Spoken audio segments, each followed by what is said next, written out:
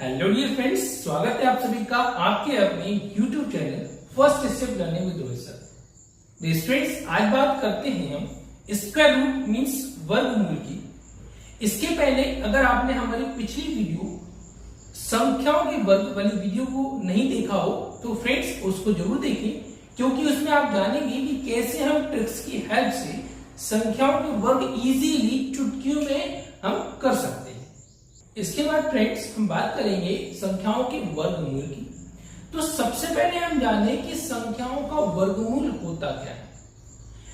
जिसे फ्रेंड्स आप यहां देखते हैं कि 2 का वर्ग किया तो होता है 4, या किसी भी संख्या का जब हम वर्ग करते हैं 16 का वर्ग किया तो होता है 256। तो फ्रेंड्स इस तरह से जब आपने वर्ग किया, अब बात हो रही वर्गमूल की, है ना। पहले हम थोड़ा सा एक बेसिक लेवल से बात कर लेते हैं, उसके बाद हम वर्गमूल की भाग विधि को सीखेंगे। ओके फ्रेंड्स, सो थोड़ा सा आप पहले बेसिक पर फोकस करें। अब जान ले वर्गमूल होता क्या है। वर्गमूल जब हमने 2 का वर्ग किया तो 4 का वर्ग किया है तो 16 और 16 का वर्ग किया तो 256। अब इसका मतलब हमें यहां देखना है कि 4 जो है कौन सी संख्या का वर्ग है। तो फ्रेंड्स 4 किसका वर्ग है? 2 का। मतलब ये जो वर्ग है उस वर्ग की मूल संख्या कौन है? तो इस वर्ग की मूल संख्या कौन है? 2 है।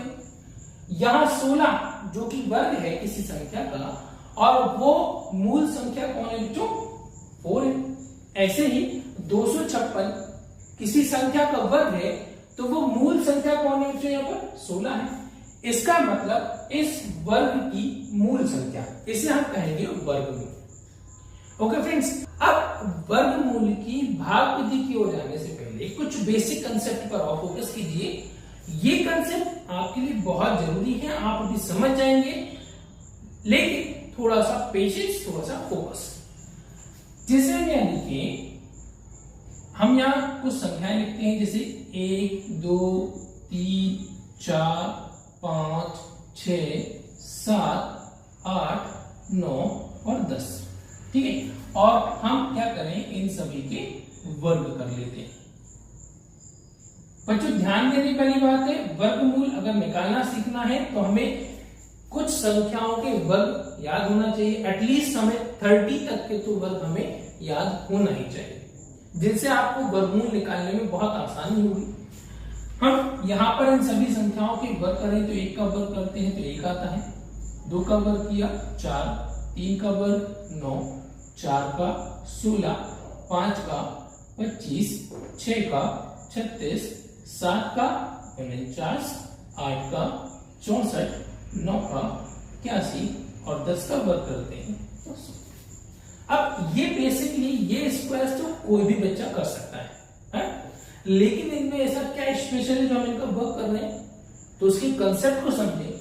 अब जैसा हम यहां देखते हैं तो यहां पर इकाई के अंक पर 5 जो है इन सभी वर्गों में सिर्फ यहां आ रहा है ना? मतलब आप जब भी किसी संख्या का वर्ग करते हैं जिसका इकाई का अंक 5 है, और जब आप उसका हमेशा वर्ग करेंगे तो उसका इकाई का अंक भी 5 ही आएगा। इसके अलावा आप किसी भी और संख्या में इकाई के अंक के स्थान पर आप 5 नहीं दे सकते, है? तो ये 5 इकलौता एकमात्र है जिसका वर्ग करने पर इकाई के अंक पर भी 5 ही आपको देता है। वही दूसरी संख्याओं की बात करें तो 6 के लिए देखिए, 6 इकाई के अंक पर 6 कब आएगा? जब बच्चों आप 4 और 6 का वर्ग करते हैं। कब? जब आप 4 का वर्ग करें या 6 का वर्ग करें तो आपको इकाई के स्थान पर आपको 6 मिलेगा। 9 की बात करें तो 9 में बच्चों आप देखेंगे 9 कब आ रहा है आपका? जब आप 3 का और 7 का, है ना, 3 का और 7 का वर्ग कर रहे हैं तो इकाई के स्थान पर आपका 9 आ रहा है। वही 4 की बात करें तो 4 जो है 2 का और 8 का वर्ग करने पर आएगा। वही 1 की बात करें तो 1 जो है 1 और 9 का वर्ग करने पर आता है। तो मतलब आप यहां देखेंगे कि यह सभी संख्याएं जो है 2-2 बार हो रही है, मतलब ऐसी 2 संख्याएं हैं जिनका वर्ग करने पर आपको ये आ रहा है। और 5 एकमात्र इकलौता ऐसा है जिसका एक उसमें गुणा करने पर या वर्ग करने पर इकाई के स्थान पर 5 आता है। आई होप आपको हमारा ये कंसेप्ट समझ में आ गया होगा कि हमें यहाँ पर क्या देखना है, इकाई के अंक पर फोकस करना है कि भाई इकाई का अंक अगर 1 है, वर्ग संख्या की इकाई का अंक अगर 1 है तो वो 1 या तो 1 का वर्ग करने पर आएगा या 9 का वर्ग करने पर आएगा। या 4 की बात करें तो इकाई के अंक 4 कब होगा, जब आप 2 का वर्ग करेंगे या 8 का वर्ग करेंगे। ठीक है, तो इस तरह से आपको इन बातों पर ध्यान देना है। और जीरो के केस में आएगा तो ये इकाई के अंक पर हमको ध्यान देना है। अब बच्चों आप यहाँ एक चीज देख रहे होंगे कि यहाँ 1 है, 4 है, 9 है, 6 है, 5 है, क्या नहीं है? तो आप यहां देखेंगे तो यहां पर क्या नहीं है, 3, 7 और 8। तो बच्चों हमने यहां पर 1 से लेकर 10 तक की संख्याओं के वर्ग किए और उन वर्गों में आप देखेंगे किसी के भी इकाई के अंक पर 2, 3, 7 और 8 इनमें से कोई भी अंक यहां पर नहीं है। इसका मतलब क्या हुआ बच्चों कि जब आप किसी संख्या का वर्ग करते हैं तो इनमें से कोई सा भी अंक इकाई के स्थान पर नहीं आएगा। और यदि ये किसी संख्या के इकाई के स्थान पर इनमें से कोई अंक आप देखते हैं तो इसका मतलब वो संख्या जिसके इकाई के स्थान पर में से कोई अंक है वो संख्या किसी का वर्ग नहीं है, अर्थात वह एक पूर्ण वर्ग संख्या नहीं है।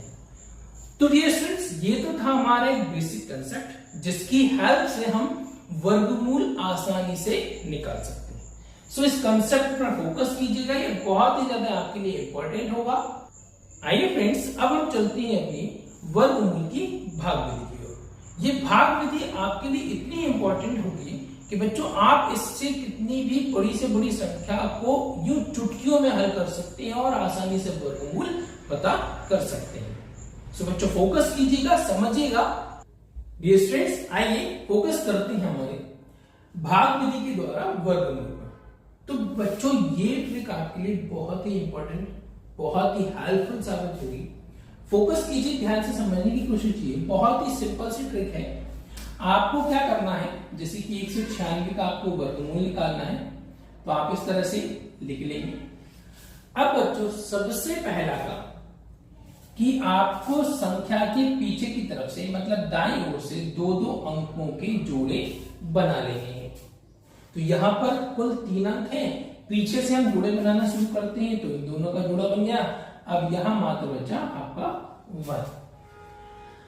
अब बच्चों क्या करना है, आगे जो पहली संख्या बची है तो हमने 1 से लेकर 10 तक के वर्ग किए थे और हमने आपसे क्या कहा था, एटलीस्ट आपको 30 तक के स्क्वायर याद होने चाहिए, जो कि आपके लिए काफी हेल्पफुल होंगे। अब यहां जो पहली संख्या है आपको क्या करना है, ऐसी संख्या का वर्ग सोचना है जो इससे छोटा या इसके बराबर होना चाहिए। तो हम 1 का वर्ग करते हैं तो यहाँ 1 लिख दिया जाएगा। तो एक बार में कितना आएगा बच्चों, आपका 1 ही आएगा। 1 में से 1 घटाते हैं तो कुछ नहीं। अब जितनी बार हमने भाग दिया था उसको यहां लिखेंगे और इसमें जोड़ देंगे। ठीक है, 1 और 1 2। अब बच्चों हम क्या कर रहे थे, 2 अंकों का जोड़ा बना रहे थे, इसलिए हमें एक साथ 2 अंक ही नीचे लेने हैं। तो हमने यहां दोनों को एक साथ नीचे ले लिया। अब इस 2 में ऐसा कौन सा नंबर शामिल करें, इस 2 में ऐसा कौन सा नंबर शामिल करें कि यहां पर आपका जब हम उसमें इंटू करें तो क्या आना चाहिए, 96 आना चाहिए। तो बच्चों यहां पर हमने क्या बात की थी, हमने 1 से लेकर 10 तक की संख्याओं के वर्ग किए थे। तो वर्ग करने पर यहां पर इकाई का अंक 6, तो इकाई का अंक बच्चों 6 कब होता है, जब आप 4 का वर्ग करते हैं और 6 का वर्ग करते हैं, है ना। 4 का वर्ग 16 और 6 का वर्ग 36। तो मतलब आप यहां 4 लेते हैं तो आप इसमें 4 का इंटू करेंगे। तो देखिए आप 4 चौके 16, 4 दूनी 8 और 1 9। इसका मतलब हमें यहां पर क्या लेना है, 4 लेना है। कितनी बार पढ़ना पड़ गया, 4 टाइम्स पढ़ा गया। और 24 चौके 96 हो गया। ठीक है, कितने टाइम टेबल पढ़ा गया, जितने टाइम से टेबल पढ़ा गया उसको यहाँ प्लस में क्या कर देना है, प्लस कर देना है। और 96 माइनस 96 आपका कुछ नहीं बचा। इसका मतलब यहाँ पर बच्चों आपका 196 का स्क्वायर रूट जो होगा वो कितना हो गया, आंसर आपका 14 होगा, है ना। सिंपल ट्रिक्स बच्चों। आइए चलिए एक और सवाल करते हैं इसको। जैसे कि आपको यहाँ पर 2304 का स्क्वायर रूट फाइंड करना है, तो वही सबसे पहले आसान सा तरीका कि आपको क्या करना है, पीछे की तरफ से दो दो अंकों के जोड़े बनाने हैं। तो आगे शुरुआत में देखें तो जोड़े में सबसे पहले दो अंक कितने हैं, 23 है। मतलब ऐसी संख्या का वर्ग कीजिए जो इसके बराबर या इससे छोटा। अब ऐसी कोई संख्या तो है नहीं जिसका वर्ग 23 होता हो। अब ऐसी कोई संख्या जिसका वर्ग इससे छोटा हो, तो 4 का वर्ग करेंगे तो होता है 16 और 5 का वर्ग करते हैं तो होता है 25। अब 25 तो बच्चों इससे बड़ा हो गया, इसका मतलब आपको यहाँ पे क्या लेना है, 4 ले लेना है। और यहाँ भी 4 का वर्ग कर रहे हैं तो यहाँ भी 4 लिख देंगे और 4 चुके हो जाता है 16। अब कितनी बार पहाड़ा पड़ा गया बच्चों, 4 बार पहाड़ा पड़ा गया, इसलिए इन दोनों को प्लस कर देते हैं तो यहाँ पर हो जाता है 8।